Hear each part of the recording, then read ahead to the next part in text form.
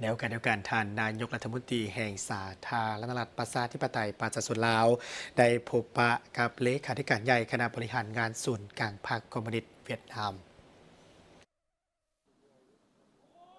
วันที่1 ธันวาคม 2025ที่สำนักงานนายกรัฐมนตรีสหายสอนไซศรีพันดอนนายกรัฐมนตรีแห่งสาธารณรัฐประชาธิปไตยประชาชนลาวได้ต้อนรับได้พบปะกับสหายตัวเลิมเลขาธิการใหญ่คณะบริหารงานศูนย์กลางพรรคคอมมิวนิสต์เวียดนามในโอกาสที่เดินทางมาเยี่ยมยามรัฐกิจอยู่สาธารณรัฐประชาธิปไตยประชาชนลาวเข้าร่วมพิธีเฉลิมฉลองวันสถาปนาสาธารณรัฐประชาธิปไตยประชาชนลาวกรมพ่อผ่าน10 ปี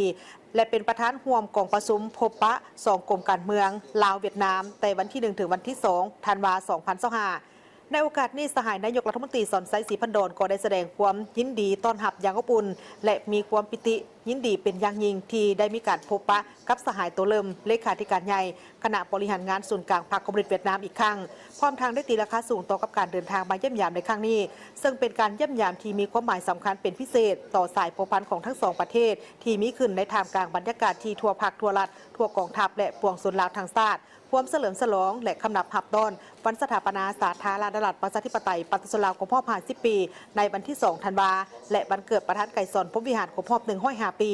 ทั้งเป็นการเพิ่มพูนคุ้นสร้างและเป็นการประกอบส่วนอันสำคัญเข้าในการเสริมขยายสายผูกพันมิตรภาพอันยิ่งใหญ่ความสามัคคีพิเศษและการร่วมมือรอบด้านระหว่าง2ประเทศลาวเวียดนามเพื่อนำเอาผลประโยชน์ที่แท้จริงมาสู่ประชาชน2ชาติ2 ฝ่ายได้ตีราคาคืนการพัวพันหัวมือระหว่าง2ประเทศในระยะที่ผ่านมาเห็นว่าสืบต่อมีการพัฒนาอย่างประยุทธ์ยั่งโดยเฉพาะแมนการพบปะแลกเปลี่ยนการเยี่ยมยามอย่างเป็นปกติของการนำกันสูงของทั้ง2ประเทศพร้อมทั้งแสดงความสมเสยต่อบรรดาผลสำเร็จที่ทั้ง2ประเทศญาติมาได้ในระยะที่ผ่านมาเป็นต้นแมนสำเร็จการเปิดการนำไส้ท่าเทียบเรือเลข3ของท่าเรือบุ้งอ่าง321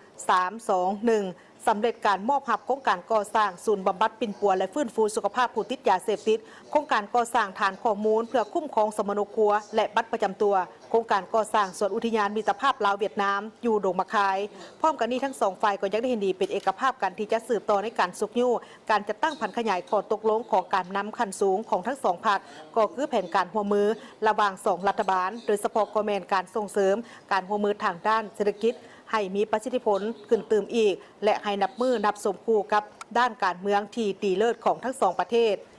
ในโอกาสนี้สหายนายกรัฐมนตรีสอนไซศรีพันดอนก็ได้แสดงความสมเสยต่อผลพบปะระหว่าง2 ผู้นำลาวเวียดนามพร้อมทางได้แสดงความสมเสยสหายเลขาธิการใหญ่ตัวเริ่มที่ได้รับการประดับเหรียญคำแห่งชาติของสาธารณรัฐประชาธิปไตยประชาชนลาวซึ่งเป็นเหรียญสูงสุดของสาธารณรัฐประชาธิปไตยประชาชนลาวเพื่อเป็นการแสดงถึงความรู้บุญคุณและตีราคาสูงต่อกับการประกอบส่วนอันสำคัญของสหายเข้าในการเสริมขยายสายผูกพันมิตรภาพที่มี1บ่มี2ในโลกนี้ของทั้ง2 ประเทศลาวเวียดนามจากนั้นสหายนายกรัฐมนตรีสอนไซศรีพันดอนก็ได้ต่างหน้าภาครัฐและประชาชนลาวบรรดาเผ่าแสดงความรู้บุญคุณและขอบใจอย่างจริงใจมายังภาครัฐและประชาชนเวียดนามไอ้น้องที่ให้การช่วยเหลืออันล้ำค่าและทันการให้แก่สาธารณรัฐประชาธิปไตยประชาชนลาวตลอดมา